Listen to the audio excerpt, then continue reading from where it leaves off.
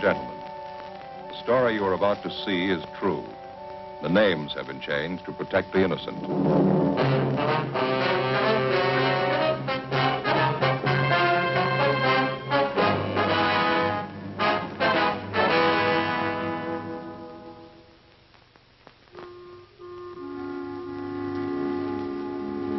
This is the city. Los Angeles, California. I work here. I'm a cop. It was Monday, August 3rd. It was warm in Los Angeles. We were working the day watch out of burglary detail. My partner's Frank Smith. The boss is Captain Bernard. My name's Friday. A rash of burglaries had broken out in the city. Homes had been broken into and stripped of their furnishings. There was no lead on the criminals.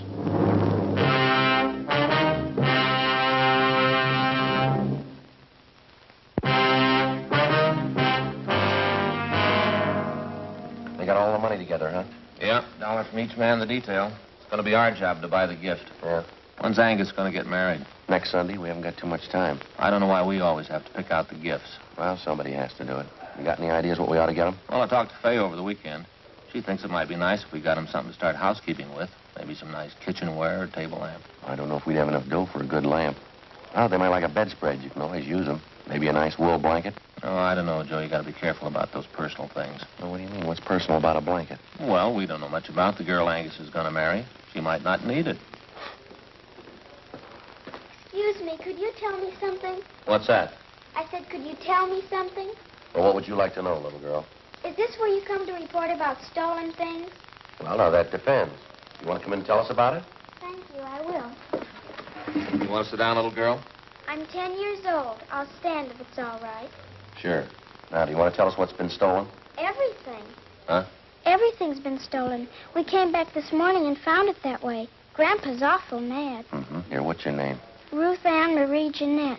Jeanette? Is that your last name? No, Snyder.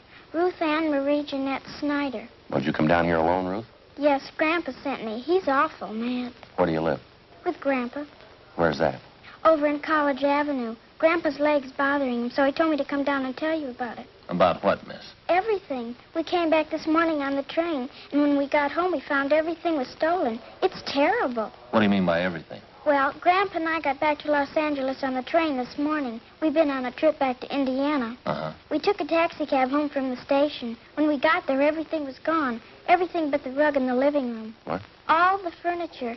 Every single bit. The sofa, the chairs, my desk upstairs, the stove.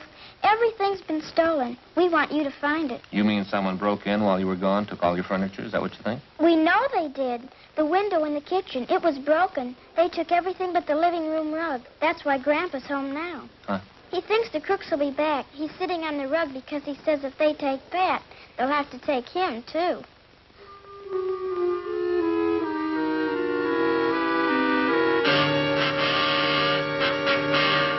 9:45 a.m. Frank and I drove Ruth Ann Snyder back to her home on College Avenue. It was an old-fashioned wooden frame structure a few doors up from College Avenue and Everett Way. Ruth Ann showed us inside and introduced us to her grandfather, Mr. John H. Snyder, age 78. He told us that a year ago, he and his wife, Ruth Ann's grandmother, had come to California from Indiana and rented the house on College Avenue. The grandmother had fallen ill and passed away suddenly 3 weeks ago. He and Ruth Ann closed the house and took the body back to Indiana on the train for burial. On their return that morning, they found the house stripped of every piece of furniture. We checked room by room, listed the missing articles, and then we put in a call for a man from Leighton Fingerprints. Do you happen to know the serial numbers of your home appliances, Mr. Snyder? No, sir. I've lived with most of the furniture for 40 years. You know, you get to know the things you own in 40 years. I know what was in my room, Sergeant. My desk, my table and chair, the bed, the curtains. They took everything. How about the estimated value of the furniture, sir? What would you say it was worth? Dollars and cents? I don't know. What's a house full of furniture worth to anyone? Guess everybody puts their own value on their things. Yes, sir. Solid walnut dining set as our wedding present. Mahogany front room table, that was solid, too. Cost money in their day. All gone. Were there any liens on the furniture, sir? How's that? I mean, did you owe anything on the furniture? Any trouble with the finance company or anything like that? We didn't even know what a finance company was when the wife and I was married. Sad enough trip as it was. And Ruth and me get here this morning and everything's gone. All we own. Ruthie, Yes, Grandpa? where the thieves broke in, would you show the officers? It's over here, officer.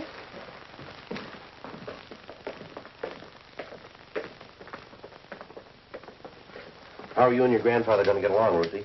Grandpa says we'll buy 2 cots for tonight. Army surplus. No stove to cook on.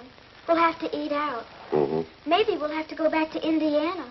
Grandpa doesn't have much money. He's on a pension. Here's the door. You can see what they did to get in. Windows broken. Yeah. Mm-hmm. You'll find the crooks, won't you, Sergeant? Well, we're going to try, Ruthie. We better have the crime lab check this. Yeah. How about the neighbors? You know them well? I know who they are. I don't know any of them good. They're not very friendly. Mm-hmm. Well, we'd like to ask you and your grandpa some more questions, Ruthie. All right. I don't know what I'm going to do when school starts. They stole all my stuff, even my composition tablets. They didn't have to take those. What grade you in? I was in the A5. I will be in the B6. Why would they take my school things? I don't know. You see how they got in back there? Yes, sir, we did. By any chance, did any of your neighbors know that you and Ruth here were going away? Well, I didn't mention it, no. Then no one kept an eye on your house while you were gone. Oh, I didn't figure it was necessary. Might have helped. I just remembered, Grandpa. Mrs. Merton. I told her we were going away. Who's that, Ruth? She runs the store down at the corner, the bird store. What? She sells canaries, other kind of birds, too. Mrs. Merton's her name. Store's right down the corner. And you figure she's the only one who knew you'd be gone from the house for some time? Must have been the only one. All right, Mr. Snyder, we'll be back to see you later on. Here's our card. We'll see if we can't do something to help you out. Smith, Friday, burglar detail. All right. Thank you, boy. Ruth will show you to the door. Yes, Grandpa. Goodbye, sir. Goodbye. Oh, say there. Yes, sir? I guess you understand. I'd like to apologize anyway. I just couldn't do it. What's that, sir? Offer you a chair.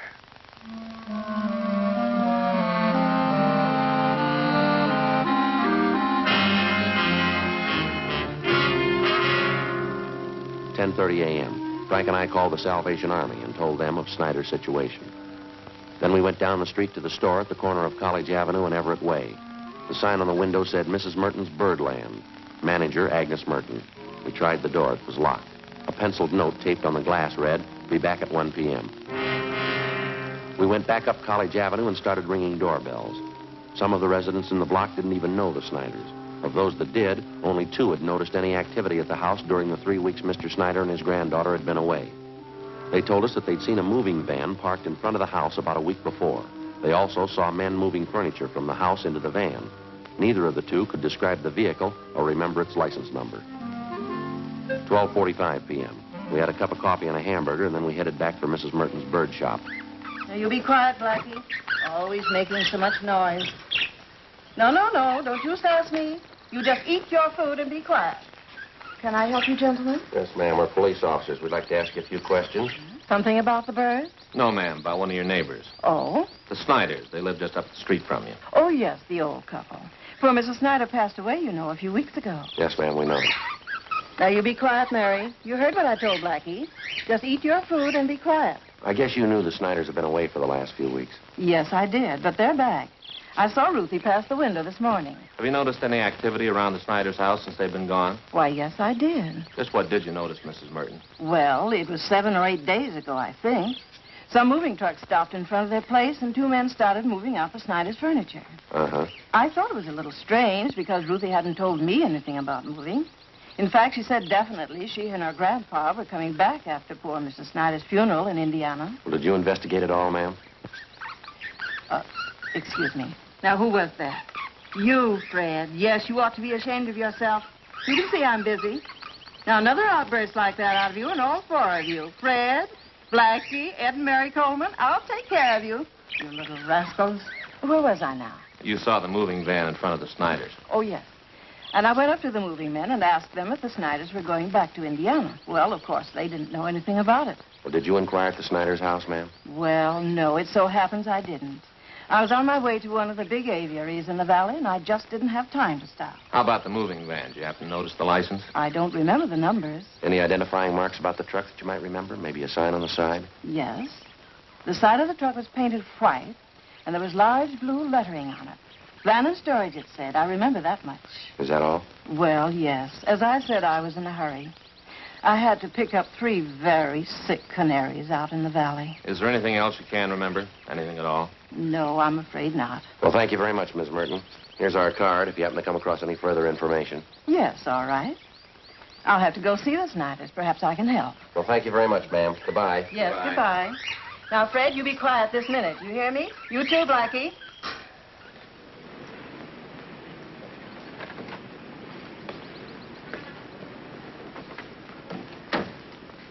Not much help in there. Not much. Gave me an idea, though. Yeah, what's that? The wedding present for the Anguses. Huh? Maybe 2 lovebirds in a nice cage.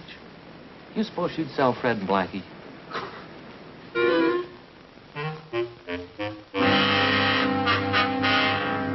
5 p.m. Reports had come in from 2 more burglary victims. That night, Frank and I drove out and interviewed them. The circumstances of the theft and the M.O. of the criminals matched identically with the Snyder case. Both of the families victimized had gone off on vacations and neglected to notify either the neighbors or the patrolmen in their area. Both had allowed newspapers to collect on their doorsteps in their absence and otherwise left signs that their homes were vacant. In both cases, the thieves had forced an entrance through a back door or a window, stripped the house of every last piece of furniture, and either hauled it away themselves or hired someone to do it for them. Again, the neighbors saw the moving vans, but none of them were able to definitely identify the vehicles or their license numbers. 8:45 p.m. Before we went home, Frank and I checked back in at the office. One of the others assigned to the case, Jim Angus, wasn't having any more luck than we were. I guess we're going to have to try harder, that's all. Done about everything we can so far. We started to check the movers around town, the transfer companies. Leighton Prince come up with anything yet? No luck. Hope we get this thing washed up before my wedding. Just hate to get called back for my honeymoon. Yeah. It's one of the lousiest rackets we've had since I came on this detail. Whole house full of furniture, everything a family owns. How about an outlet for all the stuff that's been stolen? The thieves can't be sitting on it. Pawn shop and second-hand details have been alerted. They're checking regular outlets, auction houses, second-hand places. Nothing yet. What about some kind of preventive idea, at least slow them down? Well, a good dose of publicity on the thing might help. If only people wouldn't keep it a secret when they're going away. The neighbors aren't alerted. That's why a lot of them didn't think much of it when they saw the moving vans parked at those houses. The drawn blinds and the papers on the doorsteps didn't help much either. It's an open invitation. Maybe we ought to see what we can do on the publicity end. We've had one campaign on this already. Burglary, Angus. Yeah? Uh-huh. What's the address? Okay, I got it. Thanks. Another one. Huh? 63R just called it in. Family back from vacation, furniture all gone. Here's the address. Thanks. Guess we better get on it right away, huh? Yeah. Well, maybe we can get more help on this tomorrow. Reynolds and Medina will be free. Maybe the captain can spare them. Yeah, good idea. Check you later, huh, Jim? Right, see ya. Sergeant Friday, you remember me, don't you? Mrs. Merton? Oh, sure, the bird store. How are you? Oh, I guess everything will be all right now. How's that? I saw it today on Olive Street. What's that? The moving truck that came to the Snyders. That's the license number.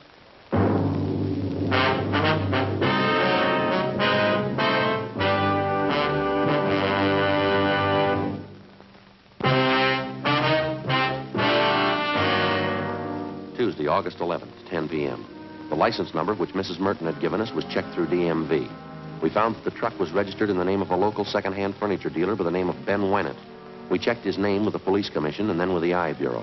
He had a good reputation, no criminal record. Early the next morning, we picked up Mr. Snyder and his granddaughter Ruth, and we drove to Ben's used furniture store. We identified ourselves and asked to look at his buy book. Under the date of July 27th, Ben Wennett had recorded the purchase of more than 3 dozen articles of furniture from a house on College Avenue. The address was that of the Snyders. A man and a woman, Sergeant. They said the company he worked for had transferred him to Boston. Told me he had to get back to take over his new job. Would you recognize the people if you saw them again, Mr. Wynant? Sure, I think so. Woman was a great talker. She said they figured on selling the stuff piece by piece. They'd get more. But since they had to leave town the next day, she decided to sell the whole lot to a dealer. You got the furniture for a pretty low price, didn't you? Pretty good price, yeah. That's why I went along on the fast deal. Wasn't going to talk myself out of a bargain. They wanted to sell fast. I wanted to buy. I didn't think anything was wrong. Sergeant, Yes, sir. a walnut dining room set right there. You sure, Mr. Snyder? Cigar burn on top. I'd know it anywhere. I see. And this looks like mine, too. Sergeant, my table and my desk. Here they are, right here. My school stuff, too.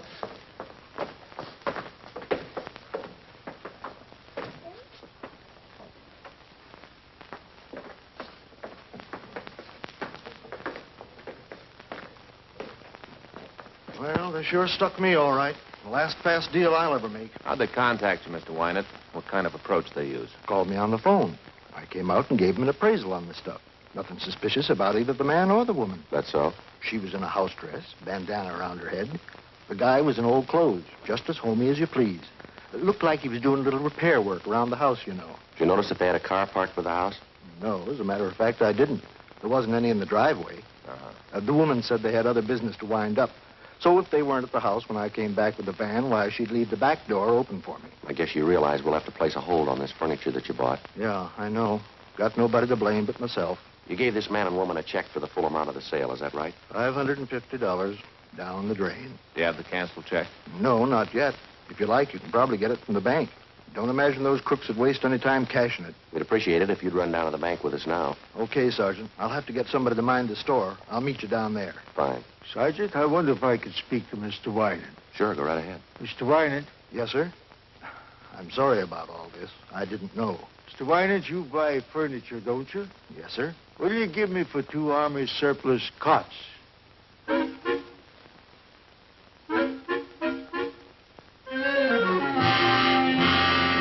Wynant made arrangements to round up Mr. Snyder's furniture and ship it back to his home.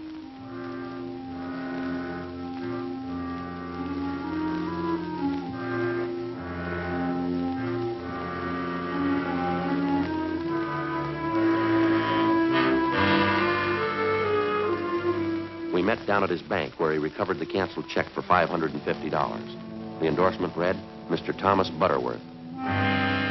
According to the bank teller who waited on them, the suspects had cashed the check shortly after the sale of the Snyder's furniture. From the second-hand dealer and the clerk at the bank, we got a complete description of the man and woman known as Mr. and Mrs. Butterworth. We also had photostatic copies made of the check and specimens of the handwriting from the endorsement. From their descriptions, we checked the suspects through the stats office. We got nowhere.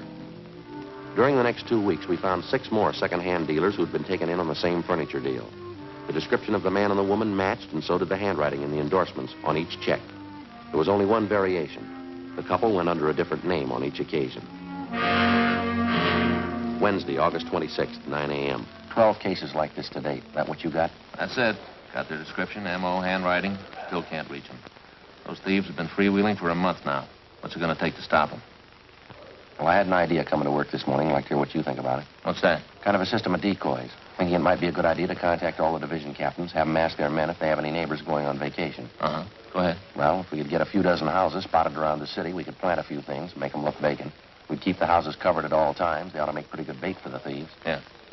Sounds okay. How would you set it up? We could make arrangements to get a key to each home, keep the milk and paper deliveries coming, let them pile up on the doorstep. We could reimburse the people for whatever it cost. Well, we're not making much speed the way we're going. We could try this for a couple of weeks and see what happens. What do you think? Let's try it.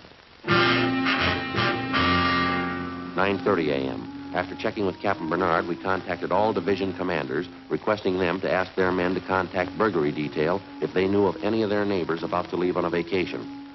During the next 2 days, the response came in and the plan went into effect. 40 homes throughout the city were spotted as decoys. They were kept under surveillance at all times. In the week that followed, 2 more burglaries of the same type were reported, but the suspects failed to try any of the decoy homes. Again, the homes that had been broken into displayed all the usual signs that the occupants were away. Old circulars and newspapers scattered on the lawn, milk bottles lined up at the door, all the blinds drawn. The decoy plan continued. No result. August 31st, we had a report of another burglary involving the theft of furniture. We made our investigation. 2 p.m., we went back to the office to get out the list of stolen articles. Hi, Frank. Joe? Hi, Angus. When'd you get back from your honeymoon? Late last night. Say, Thelma and I'd sure like to thank all you fellas for that wedding present you sent us. Darn nice of you. Well, we're glad you like it, Angus. Sure a beauty. I'd like to ask you a question about it, though. Hope you won't take it wrong. No, go ahead. Well, what is it? You have an early American house, don't you? Yeah, that's right. Well, it's an antique. Yeah, I know that. It's an automatic apple peeler. One of the first ever built. Oh. Sure. Thanks a lot. I'll get it. Burglary Friday. Yeah, where? Yeah, I got it. Right away. Thanks. One of the decoy houses. Yeah. We got a bite.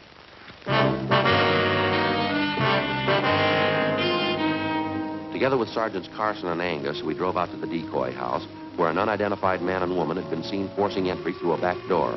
They'd been spotted by a police officer's wife who lived next door and who had called in the report.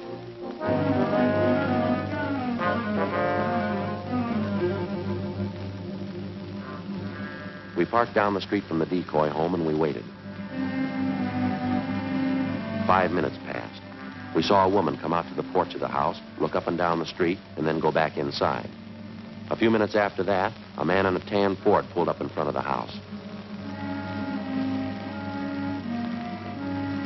He got out and entered through the front door. I called communications for a make on the car. 1K80 to Control 1. 1K80 to Control 1. 1K80, go ahead. Request DMV on 1 Union 55887. That's 1 Union 55887. Information urgent. 1K80, roger. We waited. There were no signs of activity from the decoy house. 2 minutes after I put in the call, we got our make on the car. 1K80. 1K80. 1K80, go ahead.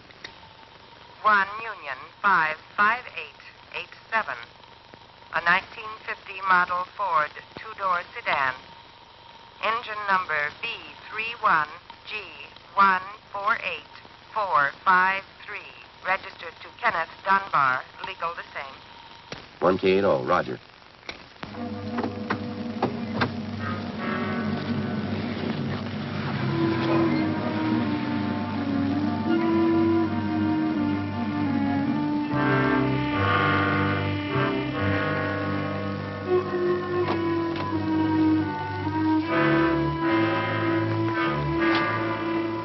A few minutes after the call back, a moving van drove down the street and backed up in front of the decoy house. 2 men got out, went up to the front door, and they were let in. Okay, Joe? Yeah. Carson, you and Angus want to cover the back? Right.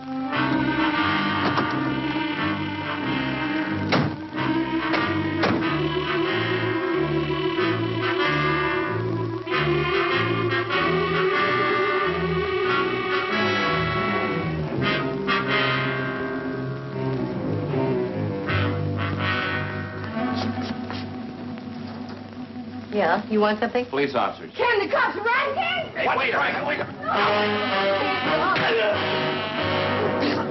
Let go of me, let me go. All right, lady, relax, will you? Oh, look at him, the big stoop. I told him it couldn't last forever. I told him a week ago, let's get out. No, he had to try once more, the big dumb stoop. All right, lady, let's go. We'll take him, Angus. Get You better get that shirt fixed. Huh? Come on, lady. Yeah.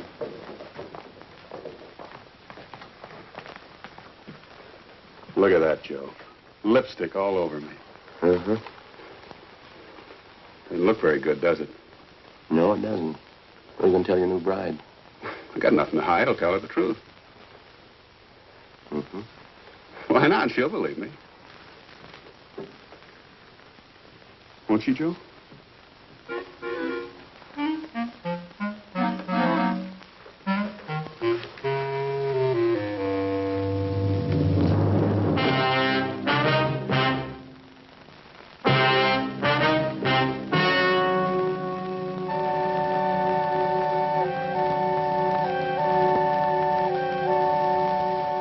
On November 25th, trial was held in Department 87, Superior Court of the State of California, in and for the County of Los Angeles. In a moment, the results of that trial.